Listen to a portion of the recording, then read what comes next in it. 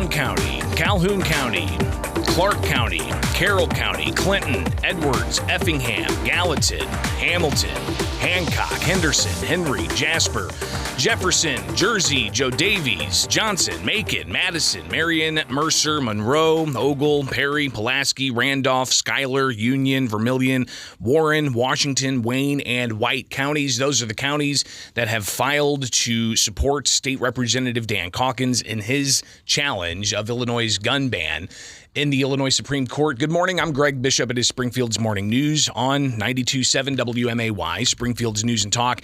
Every weekday morning here from 6 to 9 since the governor enacted the state's ban on certain semi-automatic weapons and magazines, we've been covering every aspect of the progression of how this is being enacted and all the litigation that there is. This week's big week, Monday, another provision of the Protect Illinois Communities Act, also known as PICA, also known as an assault weapons ban, also known as a ban on 170-plus semi-automatic rifles, shotguns, and handguns, plus bans on any magazines over capacity of 10 for rifles and 15 for handguns, rather.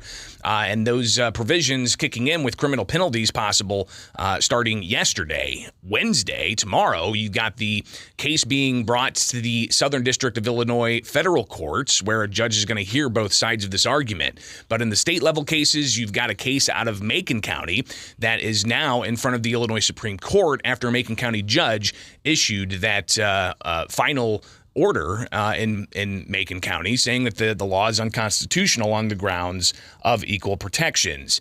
Now, the 33 counties that filed a lawsuit here, you've got Thomas Haine. He's the Madison County State's attorney. He leads this group of 33, and they filed a lawsuit. I talked with Haine yesterday. Here's some of what he had to say as an overview of what people really need to know about his action that he brought as an amicus brief, a friend of the court brief, supporting State Representative Dan Caulkins looking to overturn Illinois' ban on certain semi-automatic weapons and magazines. We're the chief law enforcement officers of our counties, and we're Democrats and Republicans. And the way we see it, this law flies in the face of clear constitutional rules and seeks to ban weapons that are in common use in the United States. Whatever you think about these kinds of weapons, they are commonplace. There are millions and millions of these so-called assault rifles in the United States, and this law seeks to ban them. But the Supreme Court has clearly said you cannot ban weapons that are in common use for law-abiding citizens. And that's the case here, and we're honored to stand up and to ask the Supreme Court to support this constitutional text and to support law-abiding citizens' right to own commonplace firearms for self-defense. And I'm glad to have been joined by so many of my colleagues as state's attorneys. We have 33 total state's attorneys who have joined in this brief advocating for the rights of citizens to own these kinds of weapons. Again, Thomas Haine is the Madison County State's attorney, joining 32 other state's attorneys and filing this amicus brief, a friend of the court brief, supporting Dan Caulkins looking to overturn Illinois' gun ban.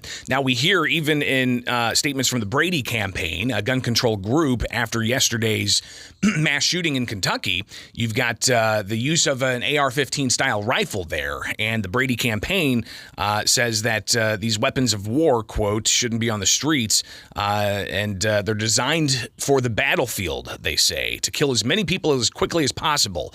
So the Brady Campaign, again, pushing for the type of ban on weapons in Illinois to be implemented nationwide.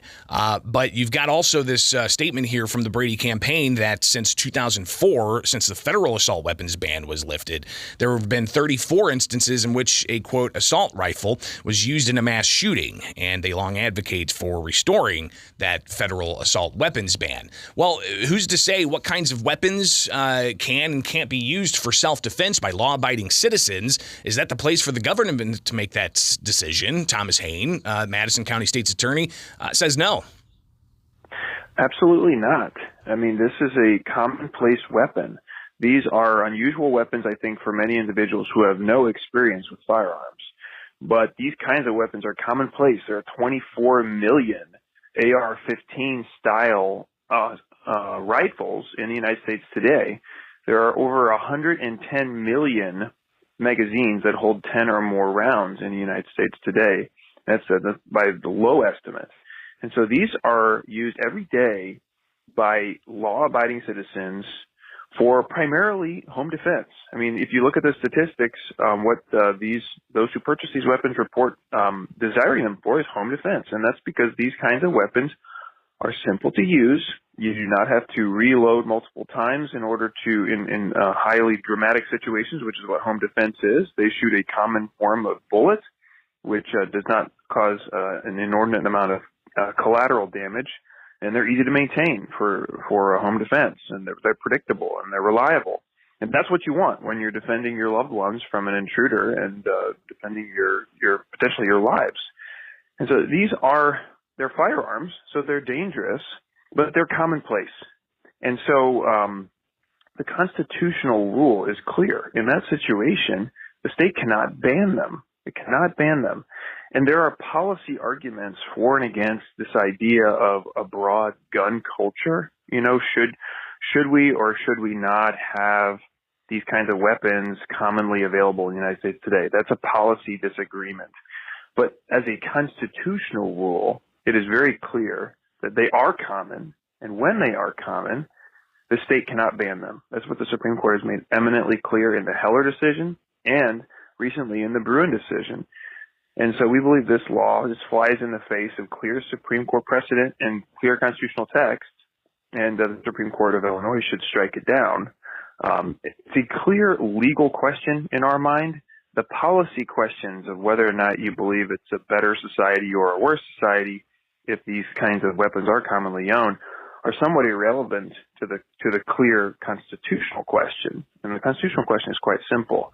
These are commonly owned weapons in the United States today, and if they are commonly owned, the state cannot ban them. And that's what the state has attempted to do here. So again, Thomas Haine, Madison County State's Attorney. He is the lead attorney in the state's attorneys, 33 altogether, about a third of Illinois' counties that have filed to support Dan Caulkins in challenging Illinois' gun ban.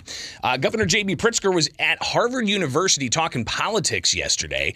Here's some of what he had to say on how they got this measure passed through the Illinois State House. We won on the issue of banning assault weapons and switches and high-capacity magazines because activists got Democrats who believe in that elected. That's why we won, including me, but also members of the General Assembly.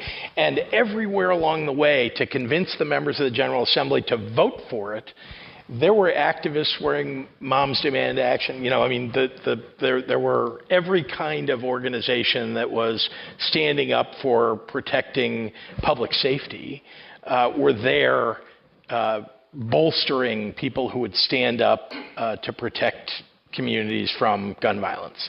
And there's no trick to it. It is literally on the ground activism by people. It isn't like, well, if you just elect the right person in the right position, yes, that's one thing, but that only happens if people are out there knocking doors and making sure that the public understands how vitally important it is.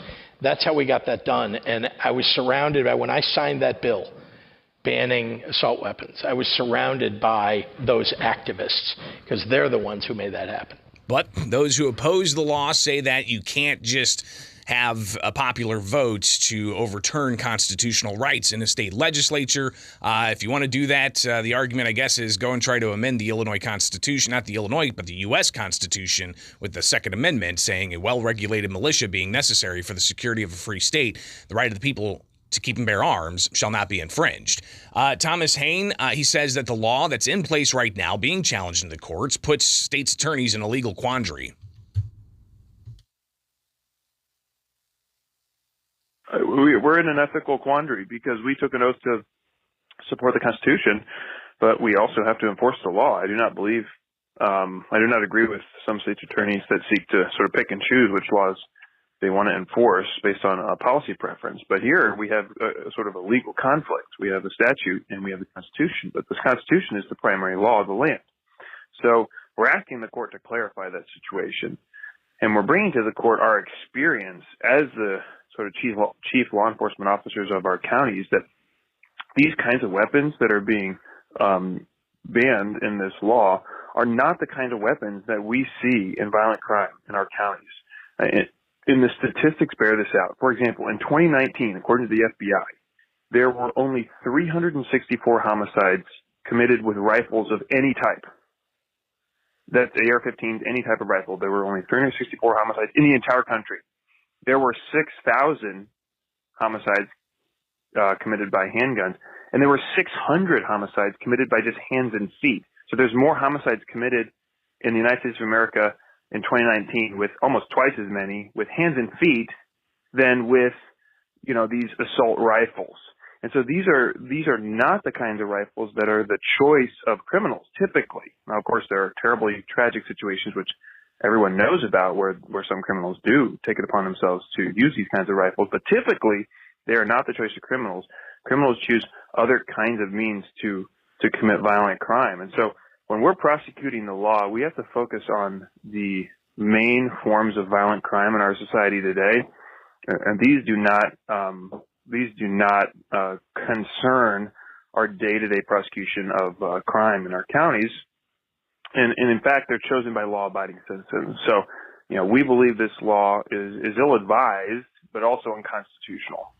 And Haine talks about some final words. As I chatted with him yesterday, he again is the lead state's attorney in a group of 33 total state's attorneys that are joining Dan Caulkins in an amicus brief to the Illinois Supreme Court, which is going to hear this case in mid-May. And some final words from the state's attorney out of Madison County. No, I have. I guess I would add that I appreciate being joined by colleagues of mine, both Democrat and Republican. This is not a political issue. It's being politicized, frankly, on many sides, but it's not a political issue from our perspective. We are attorneys. We are prosecutors. We took an oath to be objective about the law. From an objective legal standpoint, there is just no basis to attempt to ban the kinds of firearms that are used by literally millions of Americans in their day-to-day lives every day for law-abiding purposes. The state cannot do that. The Supreme Court has said the state cannot do that, and we are hoping the Supreme Court follows those rulings and protects these rights for all Illinoisans into the future. So, again, that's in the Illinois Supreme Court. Thomas Haine, the Madison County State's Attorney, siding with Dan Caulkins and looking to overturn Illinois' state ban on certain types of semi-automatic guns and magazines over certain capacities. That's not going to be heard until mid-May. But we do have Wednesday in federal court a hearing that's going to be had on the consolidated challenge against Illinois' gun ban there. So we'll actually talk about that a little bit later on here with Springfield's Morning News on 92.7 WMAY, Springfield's News.